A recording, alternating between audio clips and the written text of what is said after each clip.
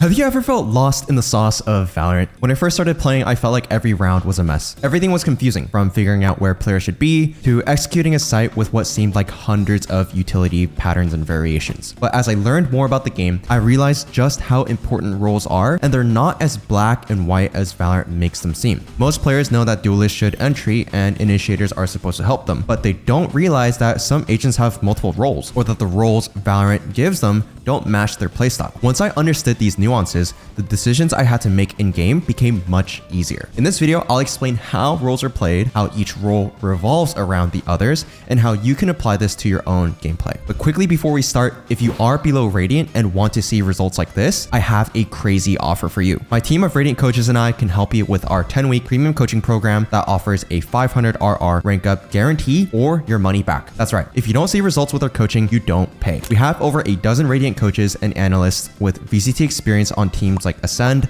Immortals, Disguised, Gen G, XZ, and Giants. So to find out more and to see if we'd be a good fit, use a link in the description below to book a free strategy call with me and my coaches. Hurry, because the spots are limited and we just opened up 80 new spots for the next 10-week season.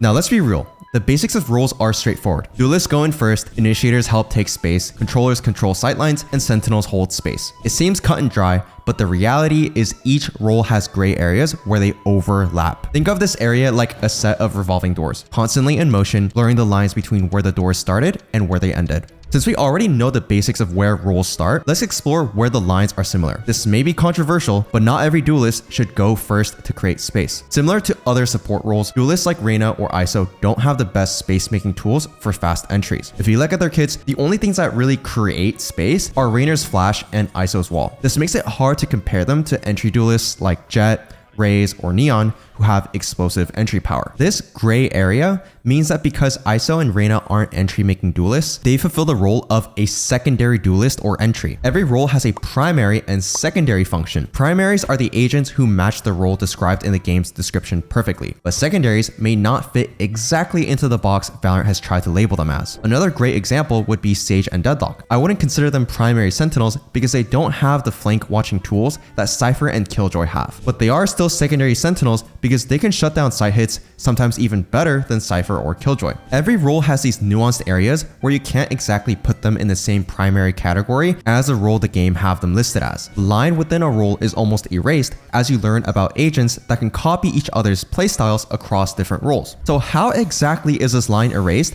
and how do roles really revolve around each other? I like to compare how each role revolves around the other through utility. A lot of the utility in Valorant copies itself directly or indirectly, almost like Kakashi's copycat jutsu in Naruto. Let's take Molly lineups as an example. You might not know this, but Molly's like Killjoy's can be copied across different roles. If you're learning her lineups for something like Postplant, you can also indirectly learn about KO's Molly's, Gecko's Molly, and even Viper's Orb. This is because every agent we talked about has the same lineup as the other. So those Mollys you learned now work on a Sentinel, Initiator, and Controller agent. The connections don't stop here, and they're not just in the obvious stuff like lineups. The goal of your utility might match another role, even if it seems different at first. Cypher's camera is a great example of how some utility fits into multiple roles. His camera can act like an Initiator drone, dart, or a dog in a pinch. Because the camera gets direct info on what is happening on the map, it can replace the info gathering util you might normally see with initiators. Now, your Cypher is turned into the Sentinel Initiator hybrid. This copying idea between roles can be defined as a subclass. Subclasses are just an easy way to say that some roles have the same or similar utility to other roles. The most famous example would be the old Chamber meta, with him playing like a duelist, or more recently,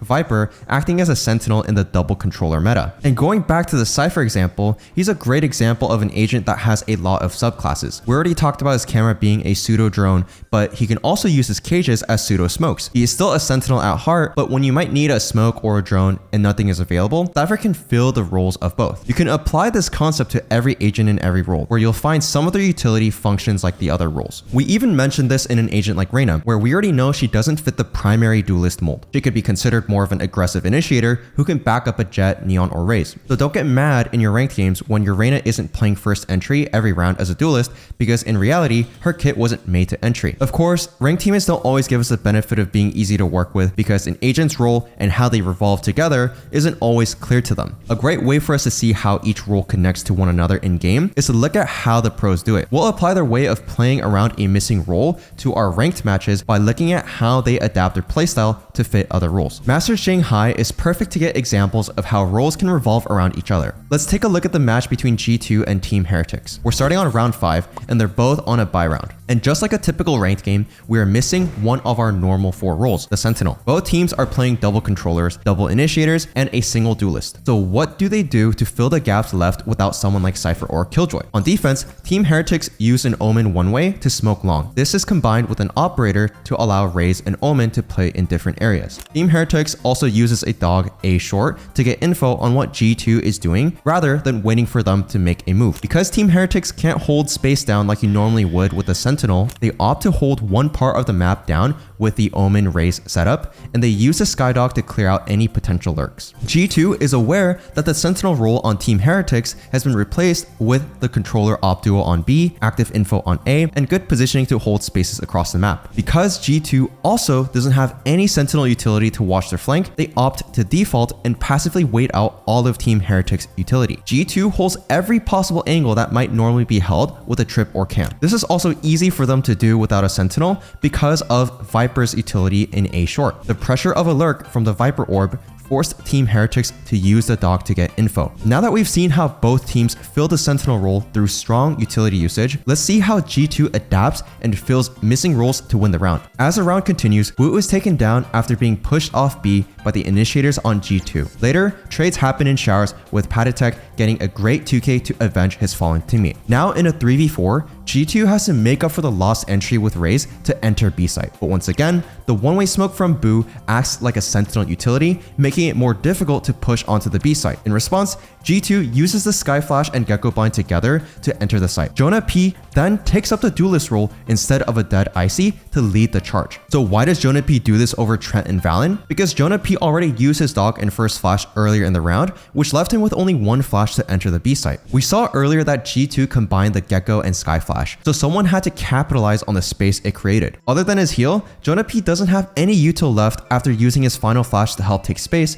so the only thing left is to use his body and take the fights head on. The mollies that Trent and Valen have for the post plant is far more valuable than a heal, so it becomes an easy answer to use Jonah P as a replacement for an entry duelist. Already, we can see each role of the players being shifted and optimized based on the utility available. The Omen one-way replaced the role of a defense sentinel, and the aggressive Sky replaced the role of an entry duelist. This leads us to the final round-winning play of Jonah P. Jonah P doesn't just stop at clearing the B site. He knows the Gecko Blind caught someone running into the spawn smoke, so he goes for his timing, finds a kill, and then lives as long as possible for his teammates to stall the defuse with their mollies. The mollies acted as sentinel utility, holding the site down during the post plant, and this secured the round for G2, and similar rounds being played out like this eventually stacked up to win them the map and eventually the series. The main reason why teams like G2 or Team Heretics can have compositions without a sentinel is that they understand how other agents can fill in the missing roles. Sometimes you have to be a duelist once your actual duelist is dead. Other times you have to act as a sentinel by using different weapons and pieces of utility. Understanding the gaps in your team's roles, recognizing which agents can fill in those gaps, and knowing when to adapt and actually make the switch